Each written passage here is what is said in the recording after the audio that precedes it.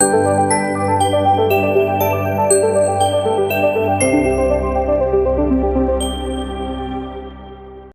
back.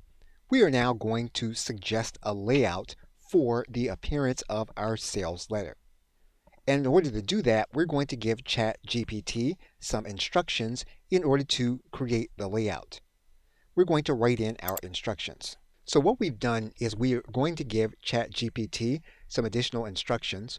We want the chatbot to give us a layout. We want it to include the images that we have mentioned in this conversation. We wanted to position the sales video that we've mentioned in this conversation.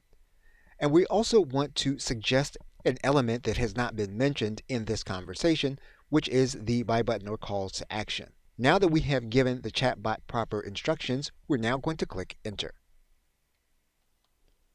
What we're now going to do is we're going to attempt to get ChatGPT to rewrite the last sales letter in the context that it has just given us for the layout. So rather than ask the chatbot to remember, we're just going to cut and paste that same sales letter.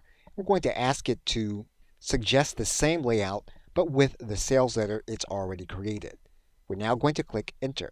So basically what ChatGPT has done is it has given us a suggested layout. Now obviously we are going to have to make adjustments based on our own experience and what we think we need to do in order to sell to our customer. For example, the sales video is suggested near the end of the actual sales letter.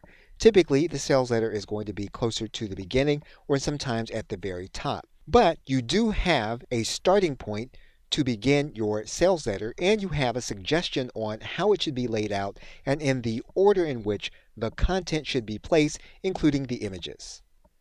Okay, so with that, thanks, and I will see you in another video.